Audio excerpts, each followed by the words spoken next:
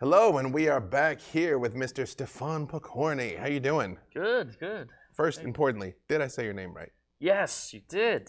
I was looking in the mirror, I was saying it, Awesome. I was like, yeah, I got it. You're about to run a first edition game for us here Yeah. coming up. Yes. I see a number of brave but hapless souls that are about to be confined to the depths over there. Yes, they look a little nervous. You know, after all this time, all these editions of D&D, why first edition?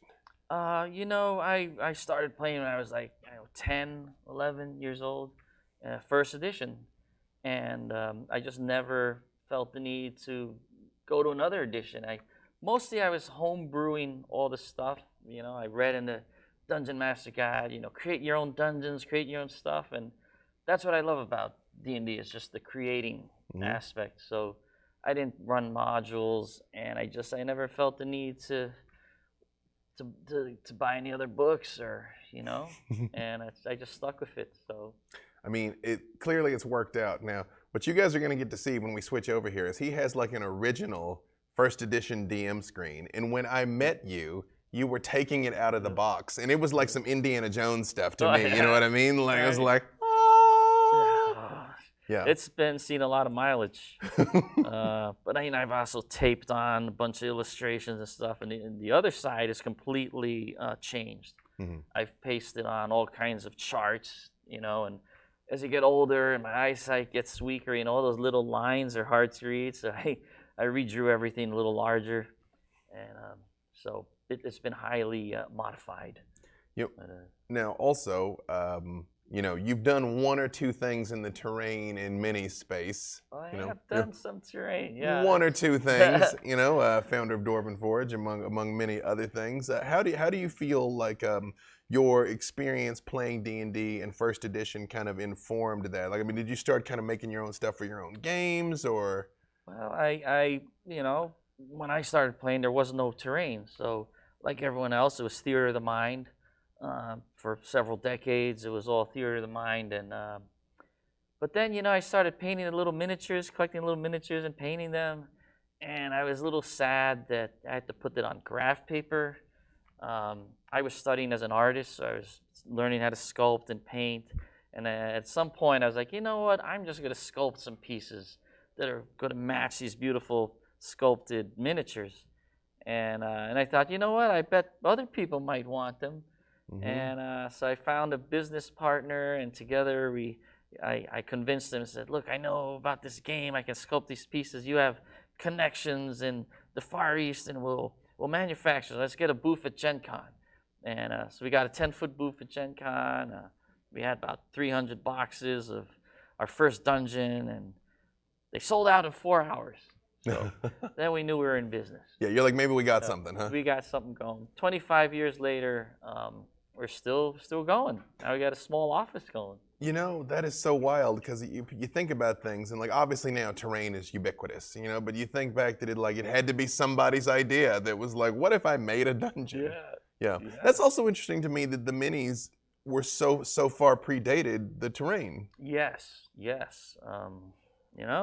For a long time there was nothing. Went from graph paper to the greasy mats. And I was like, I've had it. First I made it out of cardboard, and then from cardboard I actually went and sculpted them, made rubber molds and that. But I don't think anyone else was doing it when we started, 1996. I definitely came along with the mat era. You roll it up and you had the dry erase and all of that stuff. Yeah. Well, I know we're about to roll it over here as everybody is flying in and getting ready to roll here. I guess real quick, give us the elevator pitch of the game that we're about to see happen. Oh my God! Well, Kara Ocean, the sorceress, has gotten together a band of thieves for a heist. Kara Ocean has gathered the thieves for a heist, and as rescue also the Pat Purser, minstrel bard of Valoria. Beautiful hair Pat Purser's got. Yeah. It's been kidnapped by this horrible witch, Grunhilda. And of course the thieves figured out where she's holed up. So they have now gone through the forest and found the tower where Pat Purser is, but also I think that Kara was mainly interested in this heist because it is rumored that in the dungeons below there is also the gigantic diamond, the Critter's Eye. So she believes it's there.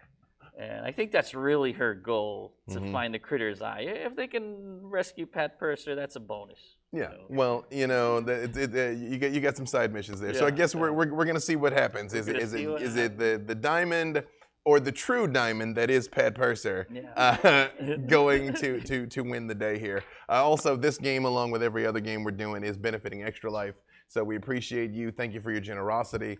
Again, like always, I know there's been plenty of times in my life that I didn't have $5 extra to throw at something, but literally every dollar counts. Every dollar, every bit, every signal boost is literally making a life-saving difference to some sick kids. So I'm going to let you go get in the jump seat. Again, this build is incredible. There's a beautiful cast of people that are roughly right over there that are about to cry some salty, salty tears. So thank you, Stefan, and let's jump over to it. Thank you, Dave. Awesome.